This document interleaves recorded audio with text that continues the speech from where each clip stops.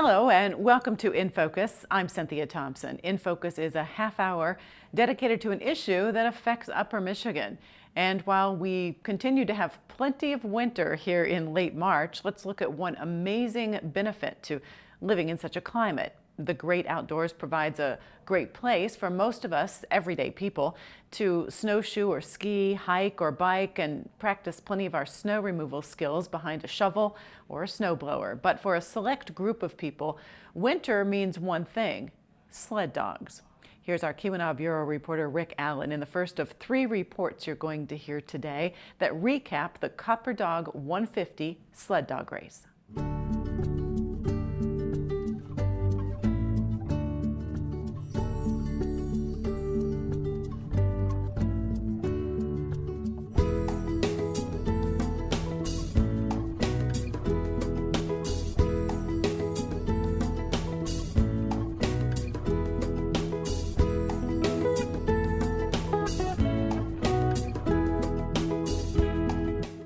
Mushing is a virus.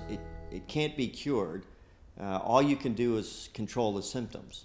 And you do control the symptoms by just getting another faster dog to add to your team.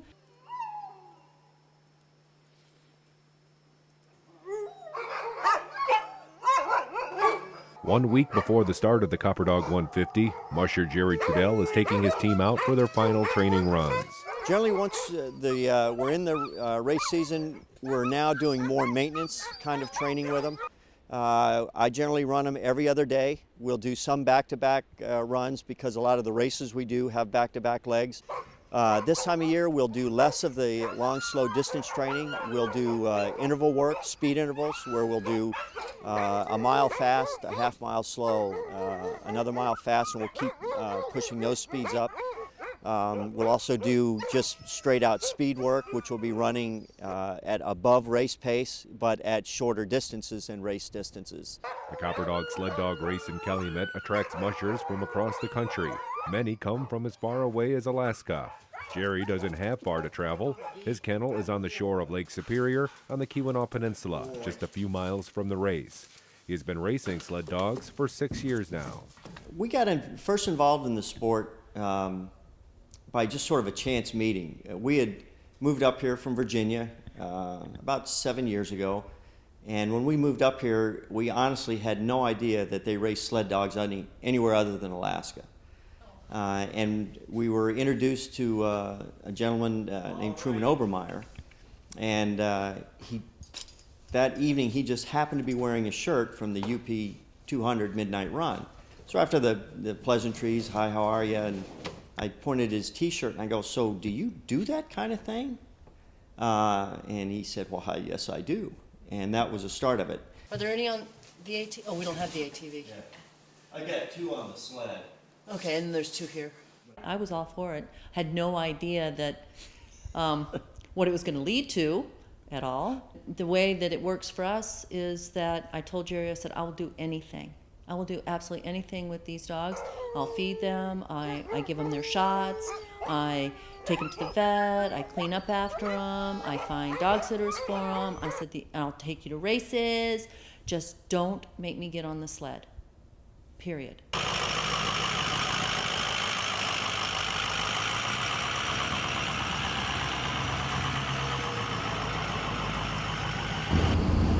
So much for 1 to 3 inches. What they got up there. Ooh, it's sloppy. It is.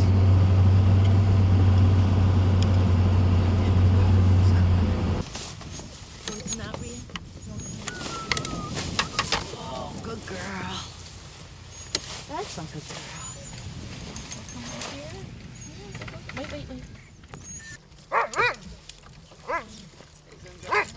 Fox in the poop dance.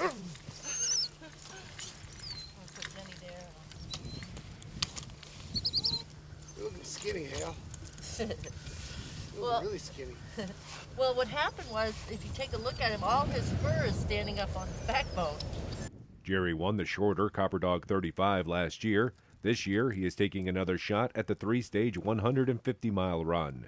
Mushers enter the race with a team of 10 dogs. Keeping the team healthy is a challenge for every musher, and one of Jerry's dogs is already causing some concern. First 2/3 of the run, I was really happy. The dogs were looking good. Everybody was moving well. A couple of the dogs that we're bringing back from injury were really performing well, and I was happy with that.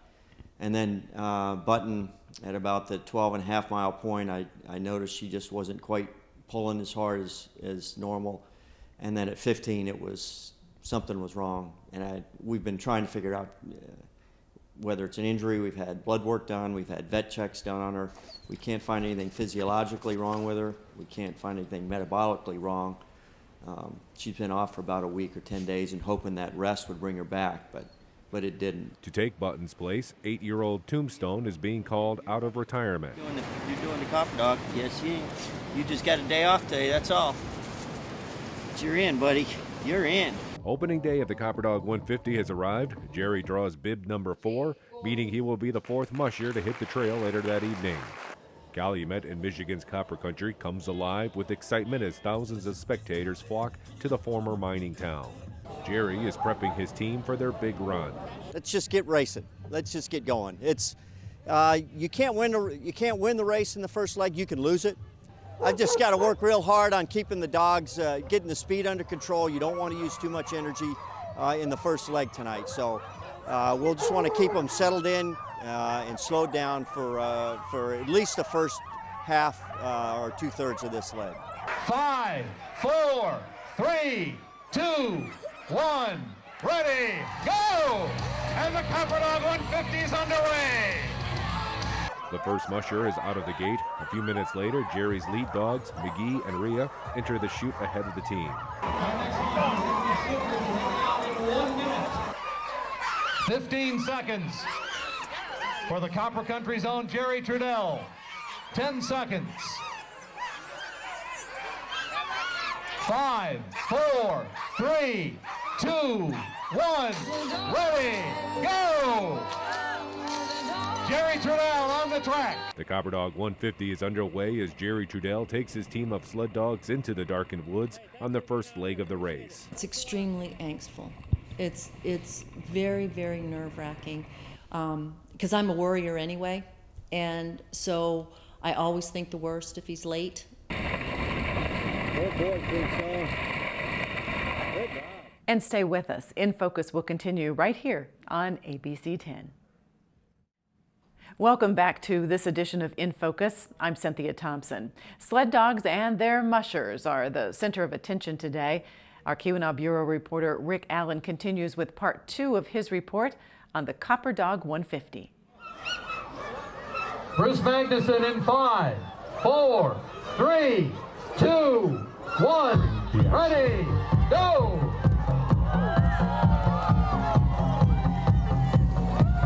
We're going to the chute. It's just such an exciting time. I mean, I really love when the race gets started. The whole day leading up to it is you're just thinking, have I done everything right? Have I got the dogs prepared right? And then as you're harnessing, it gets really hectic. You know, as anybody that came down to the race can see, these dogs are just nuts at the beginning of a race. So to me, it's once you pop the hook and you're 100 feet down the trail, everything's calm and everything. Now all is right with the world.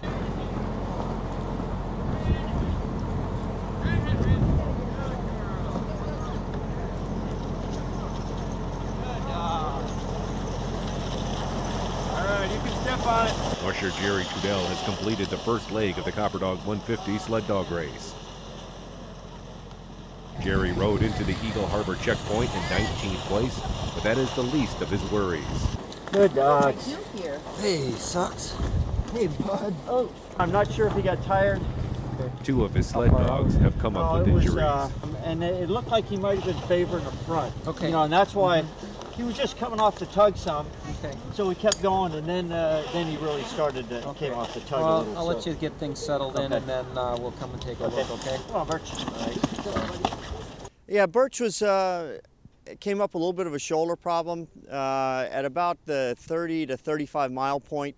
He was coming off the tug a little bit, which means just not quite pulling as hard, particularly when he'd get over in the softer snow towards the middle of the trail.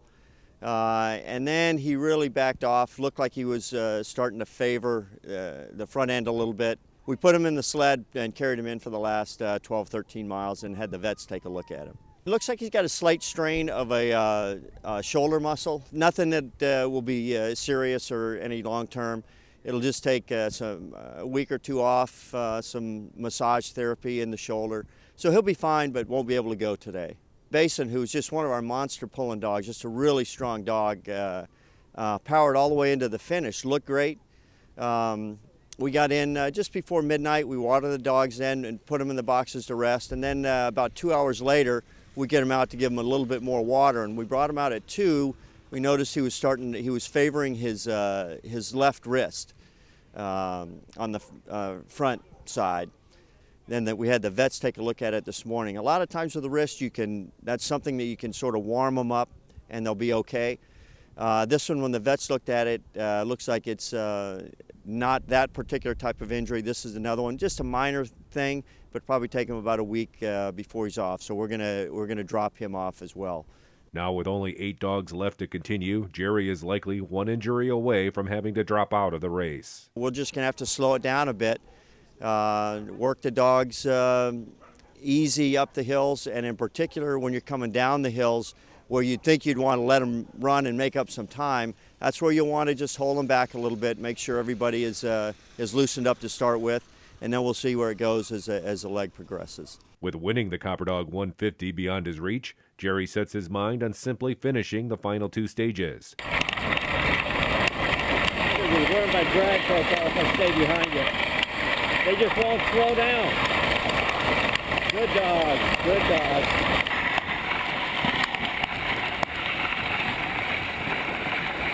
Good girl, Denny. Good boy, Hale. Good boy, Tombstone. Good dog. Good dog.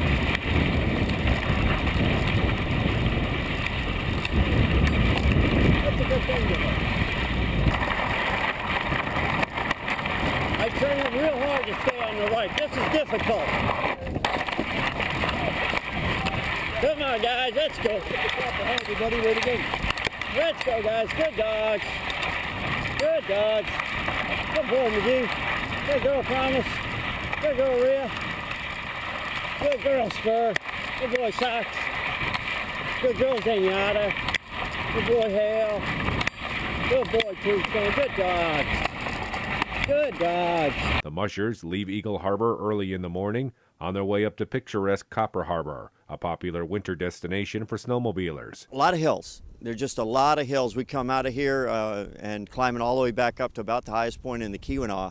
You know, we're right down at lake level here, so there's the first 6-7 miles, a lot of uphill, which isn't too bad. The dogs are usually pretty fresh coming out of here. But again, we're just going to have to really try to pace the dogs and meter their effort because it's a long race, a couple of big hills near the end as well. Jerry has fallen further back in the pack, but initially feels pretty good about his run.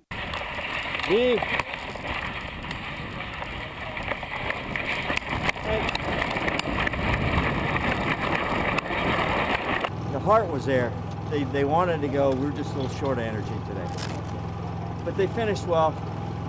They all look good coming in. So we'll see what it looks like after we rub them down and feed them and see how everybody's still moving. Tombstone had a great run. He looked good. Yep. They all are. It got warm out there. You know, we've been in the sun the last couple hours. You know, just straight sunlight. Great for me, you know, no hat, no gloves, but for the furry ones, they were getting a little warmer. The problem that going you know, up to the tower, that's real steep. Not bad if it's punchy. Yeah. Coming down off that. Matt, you're going 5 miles an hour. I had dogs falling through up to there. I mean, belly deep in that stuff. It did not set. You know, and you could see, I almost grabbed a chunk of it to bring it back. There's that much to set, that's all. You know, I don't know when they started, but dogs can't run on that. I don't know when they started. So no idea. So I was afraid I was going to, you know, might hurt somebody going in that. And the brake, you know, couldn't work because Paul's just dragging through it. Yeah, so. With only 1 stage left in the race, the dogs need to be fed and checked on by a vet before tomorrow's final sprint back to Calumet.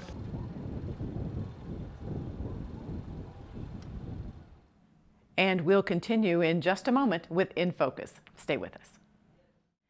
And now the conclusion to the reports on the CopperDog 150 sled dog race. Here's ABC 10's Keweenaw Bureau reporter Rick Allen. Musher Jerry Trudell is feeling pretty good about his latest run in the CopperDog 150, but the confidence is quickly dashed as another dog is found to be favoring one of his legs. It's Tombstone, the oldest dog on the team, who substituted in for Button before the start of the race. Favoring left front. It seems a little bit. He seems to be running fine. All right. And then Hale. Where's Hale? Hale's all the way right. Okay. Really looks thin to me. His pee was pretty dark when it came in. I mean, not brown, but Concentrated. yeah. Coming into Copper Harbor, that's a tough leg. There's a lot of big hills on that leg, and some tough trail conditions for about a 10-mile stretch of it that really worked the dogs. There was some punchy snow, and the dogs. What happens there is the dogs can fall through the snow, and it can be tough on their shoulders. So we came into Copper Harbor, and we had a couple of dogs that looked a little thin, a little bit dehydrated. And then we had a couple that were just, after they ran fine coming into the leg, but after being in for 20 or 30 minutes, they started stiffening up in the shoulders. We had the vets look at them, and they had some mild strains that in the shoulders that possibly could have been massaged out and stretched and worked to run them in the next leg. But we just thought discretion was a better part of valor. For the dog's sake, we just didn't want to put them through a hard leg if there was a possibility that we could do any further damage with an injury. Tombstone was a little slow, and he was the old man. This was his retirement race. Had a great race, pulled all the way in, but he had probably given a little more than he should have. He was a little dehydrated. We got some fluids in him, but his shoulder was a little sore. And to make matters worse, another dog, Hale, will also have to be dropped. And then the other wheel dog, Hale, who's our youngest dog on the team, he's not quite 2, was also a little stiff in the shoulder, and he was looking a little thin when he came in. The thing today, the heart was there. I mean, they really wanted to go. They'll get a good rest. But we don't have a feeding right. We don't something. They're just running. They're running out of energy. Anytime we could get loping, on the flats, a little downhill, they looked really good. Not much on the hills. Losing 4 out of 10 dogs is just too much. Jerry informs race officials he will have to be scratched for the final leg of the race. My wife and I had talked about it beforehand. You can go out with as few as 6 dogs and still continue the race from the 3rd checkpoint. After the first leg in Eagle Harbor, when we had to drop 2 dogs there, we talked, and we like to set up a plan ahead of time so that when you're tired or in the heat of the moment or the emotion of the moment, we don't make any rash decisions. So we had made a decision there that if we had to go out on the last day with 7 dogs, they'd all have to be completely healthy and at 100%. And we had made the decision that we wouldn't go out with 6 dogs. I just think the last leg is too tough to run that with 6 dogs. So when we came in and we were down to 7, when Tombstone came up with the injury, that left us 7, the 7th being Hale, and he didn't look to me to be 100%. So we just put our heads together and we said we've made the decision beforehand when we had time to think it out, and we weren't going to press there. So it was a tough decision, but we made it probably about 2 hours after the finish of stage 2. Jerry is one of 2 mushers unable to finish. The rest of the teams pull out of Copper Harbor for the final stretch.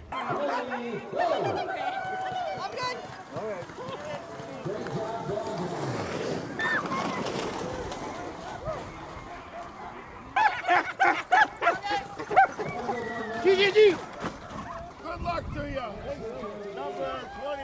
Once again, Calumet is buzzing with anticipation as the crowd waits for the first of the mushers to arrive. The leader after the first 2 stages, Michigan's Bruce Magnuson, completes an impressive run following a shaky start to day 3. Final day for me didn't start out perfect. I had a couple leaders that weren't sure they wanted to go, and we did some shuffling around, and for the first 8 miles, I went about less than 10 miles an hour.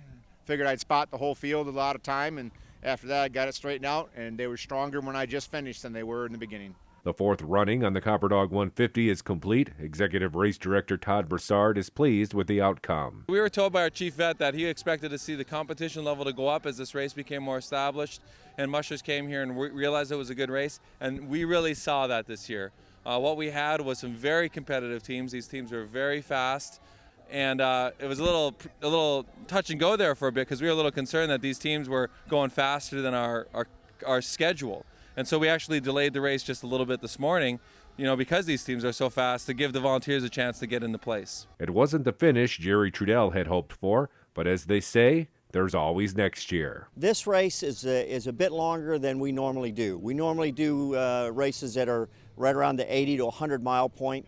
That's done in 2 or 3 legs. So trying to ask the dogs to step up from that right into this 150 miler just 2 weeks after the last of our normal races is probably asking too much of them.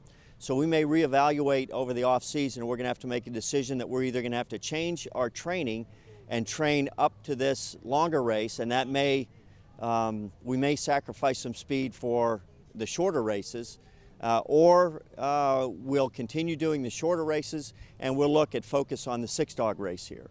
So we haven't made a final decision with that, but we won't go into it again as we did this year with training for the shorter races and then trying to step them up on short training to this longer race. Soon the snow will melt and the dogs will rest as spring turns into summer. But when the leaves begin to change in the fall, it will once again be time to load up the sled dogs and hit the trails. We'll be in the race next year, I guarantee that. One of the two. It'll be the 6 or the 10, but we'll be racing in Calumet again next year. Wouldn't miss it.